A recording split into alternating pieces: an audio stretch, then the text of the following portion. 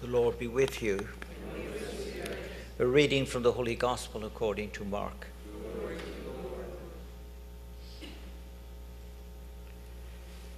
In the course of his teaching, Jesus said to the crowds, "Beware of the scribes. They like to go around in long robes and accept greetings in the marketplaces, seats of honor in synagogues, and places of honor at banquets. They devour the houses of widows and, as a pretext, recite lengthy prayers. They will receive a very severe condemnation." He sat down opposite the treasury and observed how the crowd put money into the treasury. Many rich people put in large sums. A poor widow also came and put in 2 small coins worth a few cents. Calling his disciples to himself, he said to them, "Amen, I say to you, this poor widow put in more than all the other contributors to the treasury. For they have all contributed from their surplus wealth, but she, from her poverty, has contributed all she had, her whole livelihood." The Gospel of the Lord. Praise to you, Lord Jesus Christ.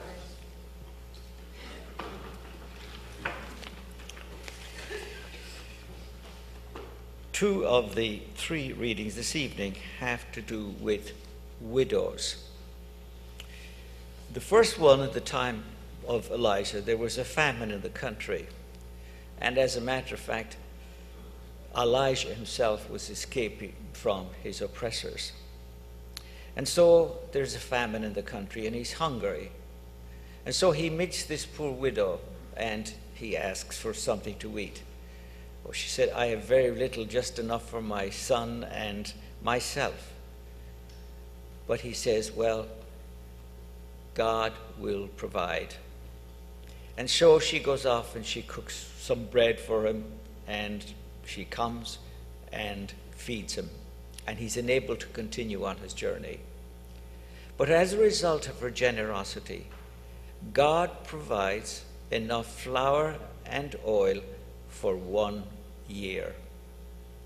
The Lord, you see, he gives in the measure that we give to others. And then in the Gospel, Jesus is preaching, and there is a collection, obviously, and he notices that the wealthy give out of their surplus. The Donald Trumps of this world. They have it all, you see. And this poor widow gives just 2 pennies, and yet he compliments her because she gave not from her surplus. She didn't have any surplus. And so this evening's gospel challenges each and every one of us. What kind of a giver am I? In the beginning of the 19th century, a little girl, a baby, was born in New York City of a very wealthy family. And they were members of the Episcopalian Church. And so she was brought up, and when 19, she was the belle of New York. And then she met a man from New Jersey, near where I used to live, called William Seaton. Tall, dark, and handsome, a businessman. They married. They had 5 children. But then tragedy struck, and he contracted tuberculosis. And believing that he would get better health in Italy, the family went there. But unfortunately, he died. So now here is this poor widow with 5 children, stranded in Italy with no way of getting back to the United States. But some Catholic people there came to her rescue, and she was able to return to New York. But now she had to support herself and 5 children. She went to Baltimore, and she got a teaching job there.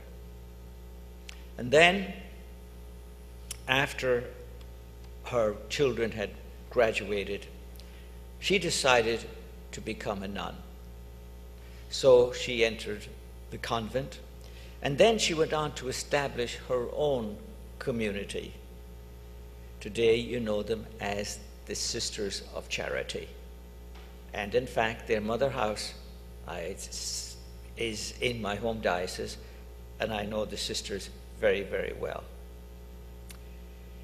The poor widow, she established her own school in Baltimore. And that was the and an orphanage also.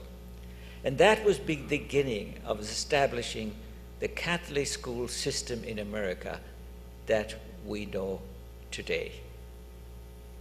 Her name, of course, was Elizabeth Ann Seton. And in 1975, she was canonized by Pope St. John, the first American-born saint. Elizabeth Seton didn't have the stigmata. She didn't perform any miracles, but she gave all she had. Like the widow in the temple, she gave her mite to the Lord.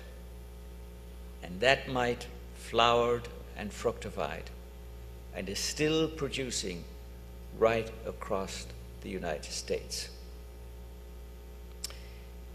I don't know if you've ever heard of a woman called Osiala McCarthy. Well, you should read about her. She was born in Mississippi, and at the age of 12, she had to support her family. And she got a job doing the laundry of the wealthy and white people in a town called Hattiesville. She never owned a car. She lived very frugally. Her neighbors would take her to the Baptist church. And when she retired, she discovered that she had saved $150,000. And what did she do with it? She went to the University of Mississippi and offered the $150,000 to them for young black children, for scholarships, so that they would get the opportunity that she never got in her own life. And she had only one condition. She didn't want any buildings named after her or all of that nonsense. All she wanted was to be invited to the graduation of the first student that benefited from her donation. She died in 1999. That's a wonderful example to all of us. Because you see, the Bible tells us the measure that we measure is the measure that we will receive back. I was thinking about this evening, and I think there are three kind of givers. They're the first ones who grudgingly give. They give reluctantly. And the second kind are the duty givers. They give because there's an obligation to give. And the third ones are the thanks givers, who give to their God to appreciate what He has given them. I saw Time magazine some years ago. They did a survey of every state in the country based on personal income and generosity. So now, number one personal income state was Massachusetts. Anybody here from Massachusetts? I hope not. But you're from Massachusetts? Oh, you better leave before I tell you what I'm... I have cousins in Springfield. But anyway, when it came to generosity, they were last in donations to various causes. New Hampshire was number 6 in personal income, and they ended up 45th. But interesting enough, the state I mentioned, Mississippi, where I told that story about that wonderful lady, they were, I think, last in personal income. But when it came to donations and generosity, they were number 6. Number 6. Isn't that interesting? The poorest gave the most. The poorest gave the most. This evening's gospel points out that it doesn't depend on the amount that's given. It depends on the motivation. Depends why. In other words, it does not depend on the size of the gift. It depends on the size of the heart. It depends on the size of the heart.